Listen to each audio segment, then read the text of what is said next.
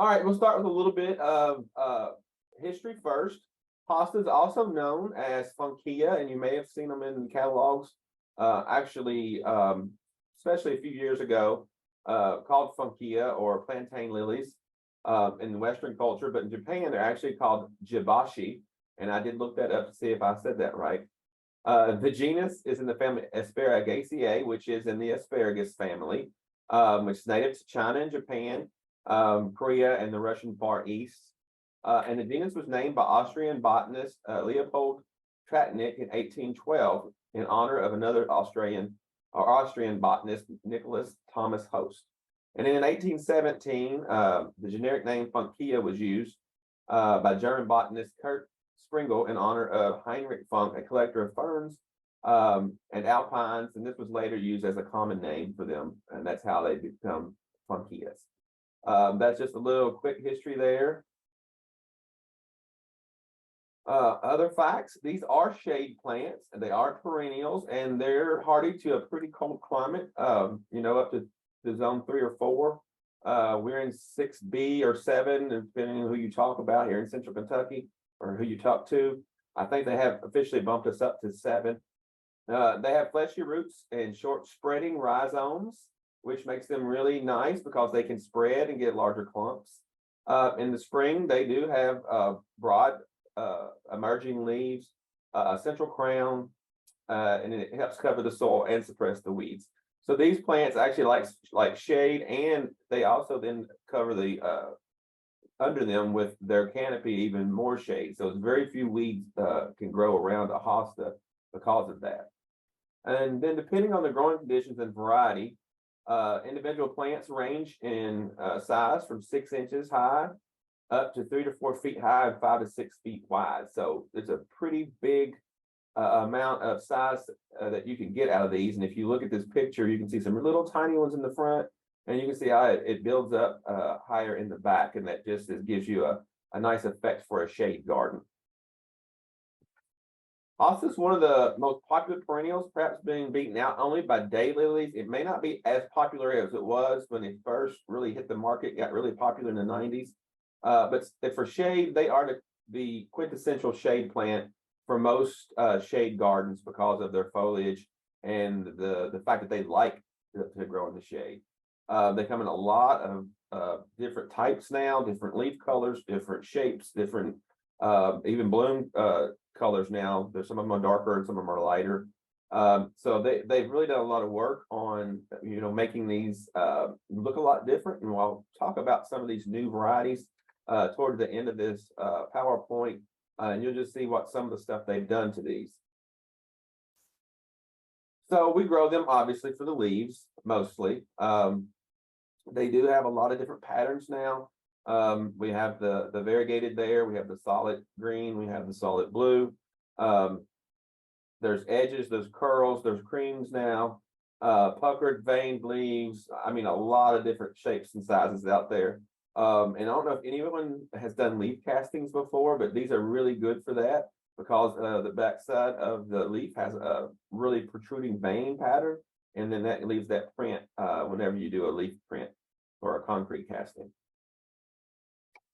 So some of these are actually a lot prettier in flower than others. The flowers are pretty. Some of them are fragrant. Also, one thing that I will mention, hummingbirds love the flowers on hostas. They will go to these several times a day if you let your hostas go ahead and flower. I know some people that I even know some people that actually go out there and will pinch the bloom stalk off before it even flowers because they don't like them. Most of us are going to let them flower and enjoy the hummingbirds and the flowers while they're out there. And you can see that they come in white, lavender, and blue. This is the lavender type. So also your bees and pollinators will like these as well. So just go ahead and let them flower, and then you can do good by the pollinators and enjoy them while they're around. So here we have our site and our soil. They thrive in sites with filtered or dappled shade. If they're in fully deep shade, they will grow slowly and just won't come up to size. With this dappled look here, that's their preferred type of location to grow. They want less than 4 hours of sun a day. and depending on the varieties, maybe even less than that. You can see there the yellow and gold hostas will actually benefit from 2 to 3 hours of morning sun to develop a richer leaf color. And notice I said morning sun because the afternoon sun can get too hot. And then the blue hostas, they have actually a waxy coating on the leaf that you can actually rub off, just like you could with a Colorado spruce or blue spruce, something like that. So just keep in mind, if you need a certain insecticide, some of the insecticides can take that blue color off. So just keep that in mind if you're worried about that. As far as a brown scorched leaves, you can see here, this hosta is getting too much hot sun, and you can see the sunburn on the leaf there. This will happen every year if you keep them in a location where they're getting too much hot sun. Again, this plant should be moved to a shadier location. If you notice it starts to burn one year, then the next spring, probably want to move it off to a different location with a little bit more shade, or maybe to a site where it gets morning sun, not afternoon sun. Again, they do prefer a rich, moist soil that's high in organic matter. They can also survive in a wide range of soils, which is for us around here, we have a lot of clay soil. They do just fine in it. But organic matter like peat or composted manure or any kind of organic matter like that will help improve that soil tip and make this plant a lot happier. Also, to make it easier for you whenever you decide that you want to divide these or move them, it'll be easier to dig them up that way. You probably, if you've ever been to the extension office and have ever listened to one of these talks on the webinars, you probably hear all the time, get a soil test, get a soil test. Well, you're going to hear it again. You need to do a soil test every 3 to 5 years. It's just helpful to know what your soil has got and what you need to apply to amend that soil to make your plants happier. That'll save you money in the long run and save you from buying things and putting out that you don't need. As far as planting, hostas can be planted throughout the growing season. If they're in containers, just know that if you plant them from a container in the middle of summer, you're going to have to water that plant a lot more because the roots are in a root ball, and you've got to get that root growing out into the soil. So to saturate that root ball, you're going to have to make sure you get plenty of water in that soil even after it's in the ground. So just keep that in mind. If you want to plant these in the middle of summer, you're going to have to water more. You can establish them that way pretty much anytime. Just don't try to plant them later in the fall because they may not get established well, and they can heave when we get freezing and thawing. The dormant types usually are sent out or planted around sometimes in March. And if you order those, you may even still be able to order some bare ones now. They probably keep them in the cooler.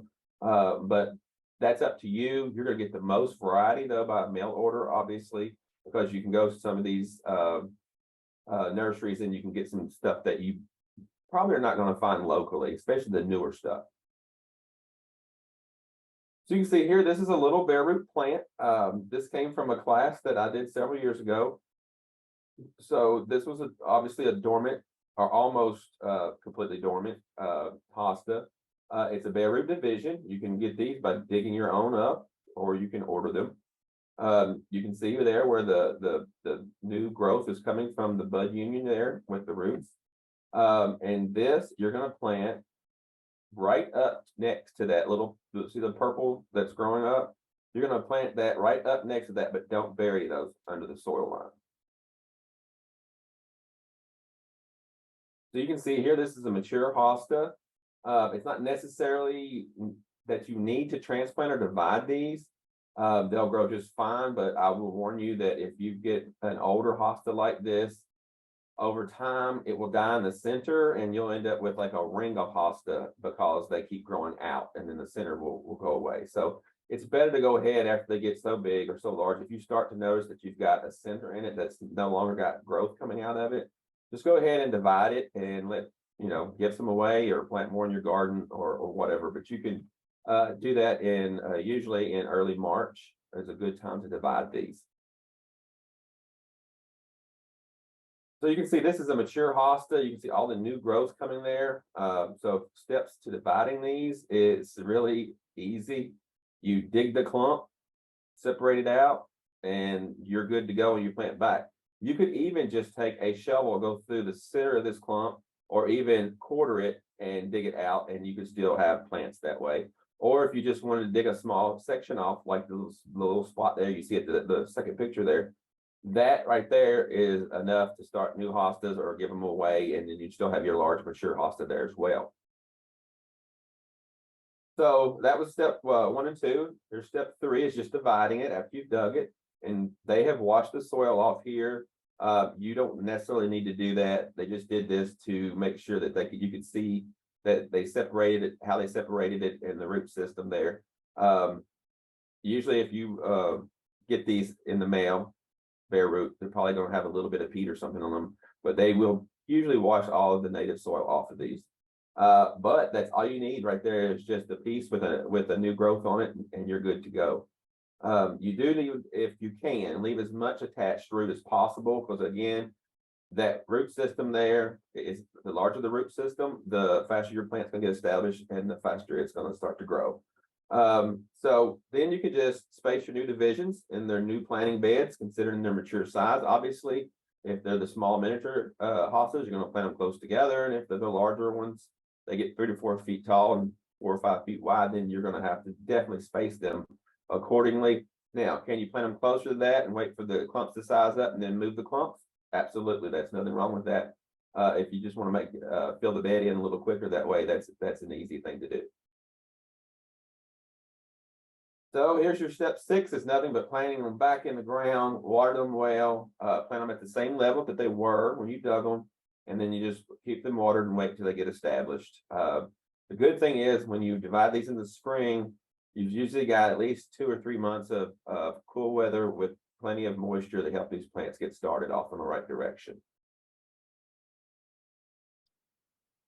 The main thing with these, especially in drought situations, is consistent, even moisture. They need about 1 inch of water per week. That just about everything we grow needs about 1 inch of water per week. But you do want to water infrequently and deeply. That's just going to get that plant to grow those root systems down into the ground a little bit deeper. If you're planting underneath a shallow rooted tree like a maple or a spruce, you're probably going to have to water more often in the summer, because those trees drink a lot of that water that's at the surface, and it'll dry your hostas out faster.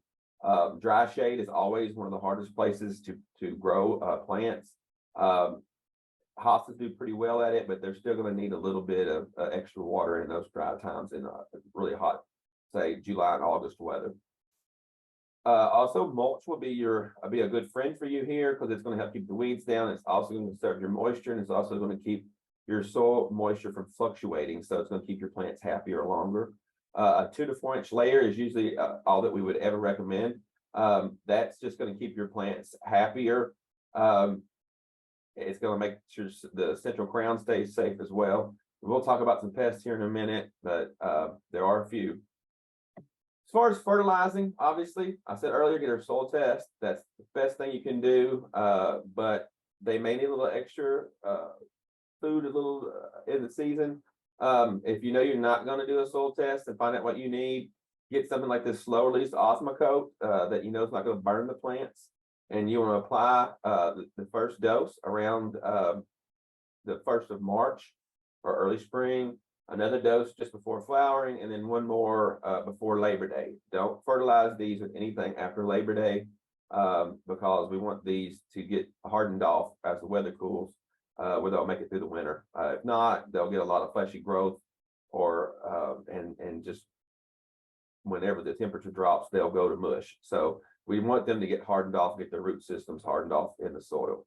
Now, if you see these Osmocotes out here and it says that they last 4 months or 3 months or whatever, they don't, especially in our climate, in a warmer, wetter climate. The amount of nutrients that the slow release give off is directly related to the temperature and the amount of moisture or rainfall. So that's why we say maybe a month at the most. They don't last as long as they say. That's 4 months would probably be in a place that stays in the 60s and 70s, and it doesn't rain, 1 inch a week. But they're still good fertilizers, and they're good to keep from burning your plants. You also don't want to put any of this fertilizer on the crown of the plant when you fertilize, especially with any of the ones that you know could burn, because you don't want to burn that center or that new growth coming up out of the plant. So you want to go around the plant, around the outside, and just kind of scratch it in. After flowering, you want a deadhead, which is just picking off the dead flowers, because you don't want these to start to produce seed pods, because we want to build a bigger plant, a healthier plant. So we want that nutrient to go down into the root system to make that plant better. Now, if you want to try to get some seeds off of these, you could try if you want to grow some from seed, but most of us are just growing these to keep that plant healthy and getting larger. Whenever you deadhead a hosta, I would just go ahead and just take that whole stalk, the bloom stalk, all the way back to the foliage and just snip it off. And then you've got your hosta back looking like it did before it ever even flowered. Pruning is not really necessary, but it is nice to get that dead foliage out of there in the wintertime and get rid of it, because we do have some disease issues that can get on these hostas. And if you've had that and you just leave that there and the hosta comes back up through that, you're just repeating that cycle all over. So it's best to get that up and out of there. It'll help you the next year if you've had some leaf spot and those kinds of things. Now, the leaves actually left on there is actually a protection for the plant in the wintertime. But again, you don't want to leave those diseases and things in there. So you're much better off if you took that foliage out of there and maybe put a little bit of regular mulch over there, maybe an inch. That would protect that growth that's just below the surface. Plus, you're getting rid of the disease and fungal spores and those kinds of things. And a lot of times, if you can cover those disease spores underneath organic mulch or something like that, it gives a good chance for them not to be able to come back and get your plant the following year. So good sanitation is always important in the garden, especially plants that have or can be vulnerable to certain diseases. Probably the biggest problem for most of us growing hostas in the spring are slugs. You can see there that second picture, how they just riddled that foliage, and they can do it pretty quick, because a lot of times there's a lot more of these slugs out there at night than you know. And by the time you notice, you're like, uh-oh, I've got a problem. They're easy to get rid of. The slug bait there you can see there is granular. You just sprinkle it around, and usually it'll get most of these slugs in the first night or the first evening after you've applied it. The active ingredient is carbaryl, which is the same chemical active ingredient in 7, and it can harm your pet. So if you've got a pet that will eat things that it's not supposed to, like stuff that looks like maybe little chicken feed pellets or something like that, then you're going to have to watch that. Other thing you can do is diatomaceous earth there, and it is just like a shell that's crushed up, and you can sprinkle that around a plant, and then the slugs, when they crawl across it, it cuts their bodies up, and it can either kill them or just make them not want to crawl across it, so they'll leave your hostas alone. The last method there is probably most of you have heard. You just bury something, container of some kind in the ground up to the edge, usually a coffee can or something like that. It's like they've got a glass there, and just pour beer in it, and that malt will attract them, and then they'll fall in and drown. It doesn't have to be alcoholic beer. It can just be the non-alcoholic beer. It's the malt they're after. But just know that that will drown them. It's going to take a little longer if you use that than if you use the slug bait.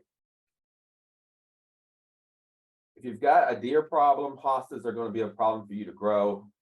They're very tasty to deer, and you can see there that's one evening. They'll eat hungry deer will eat almost everything, even stuff you think they're not supposed to if they're really hungry. But usually stuff they don't prefer, they won't eat when they're adult, but sometimes the young will eat things just to sample them. But all deer will eat hosta. They absolutely love them. The only thing you can do is keep the deer out. Or you could spray something like liquid fence on the plants. I don't know if any of you all have heard of this stuff, but it stinks really bad. Sticks around for maybe a week or two, depending on the weather.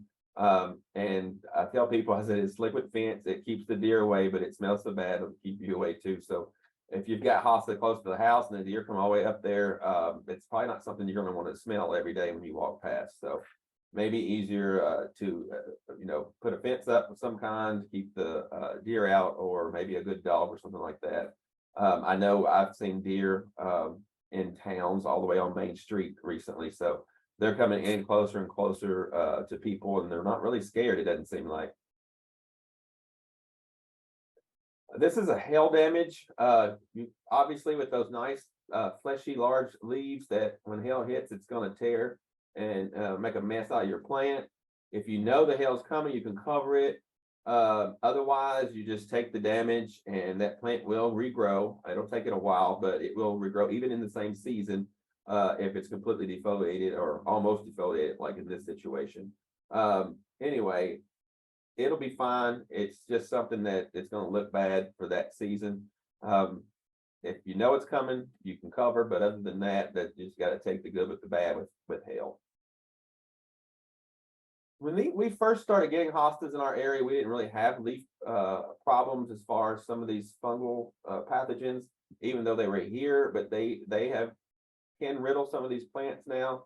And you can see there's anthracnose there on the left, botrytis there in the middle, and artillery fungus there on the third picture.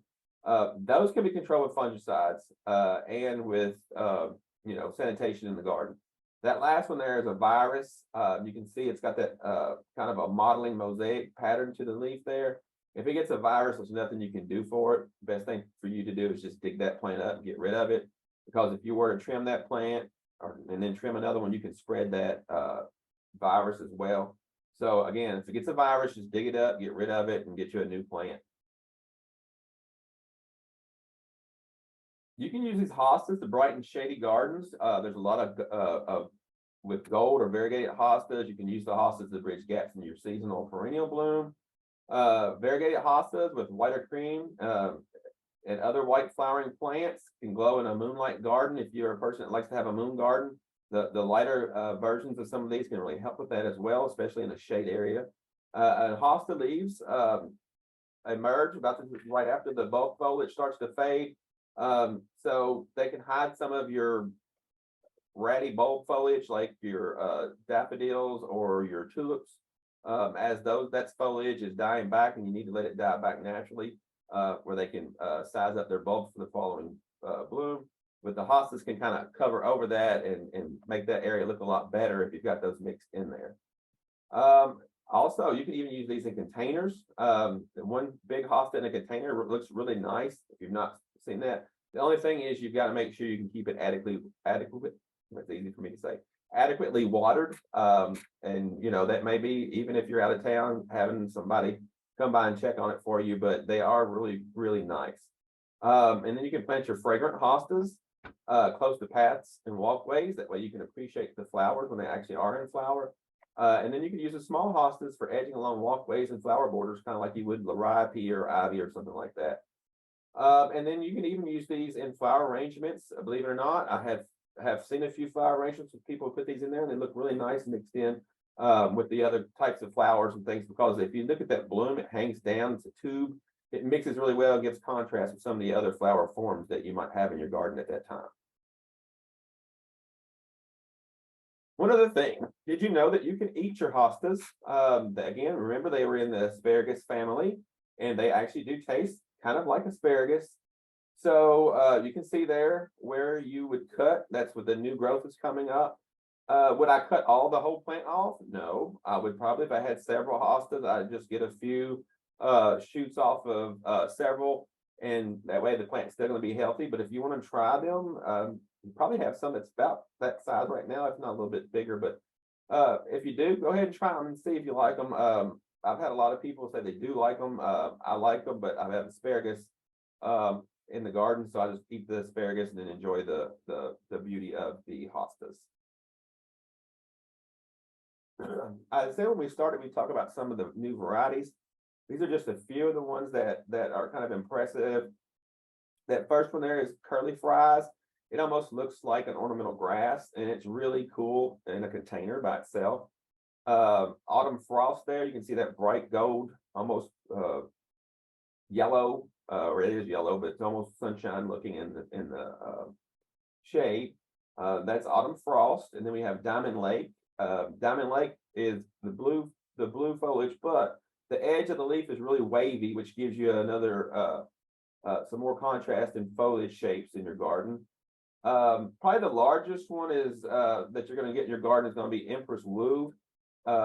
These can get quite large. I mean, 4 feet tall, 6 feet wide, pretty big plants if they're happy. And then praying hands. You can see how that foliage folds over on itself, which is another good contrast in your garden. They've started to get more colors in on some of these as well. Designer Jeans has kind of a reddish orange stem and a light yellow leaf color, which is a good contrast. And Afterglow there is really nice. It's got that subtle lime color with it. Mini skirt, you can see that that's a small hosta, but you can see that it almost does bend, curl over like it's covering itself. We have Neptune is a really bright blue. Great Expectations has almost this mottled look to it. Now don't confuse some of these with a virus. So if you think maybe you have a virus on one of these and you're not sure, and it's one of these like this, bring a leaf into your extension office, and they can either identify it themselves or they can send it up to the lab to make sure there's not actually a virus in there. Most of the time it's going to be easy to tell, but you never know with some of these new patterns. So if you have any other questions, we'll answer them here just in a second, but here's a couple of places you can go to get more information about hostas. These are just a couple of websites. There's an extension there, one at the top, and then the bottom one is Walter's Gardens. That is a wholesale flower or perennial dealer in Michigan, but if you want to go on their website and look at all the different kinds of hostas that are actually out there, there's literally hundreds, if not thousands now, of new varieties. So that's just something if you want to do a little more research and find some of the new weirder hostas, you can go on there and find.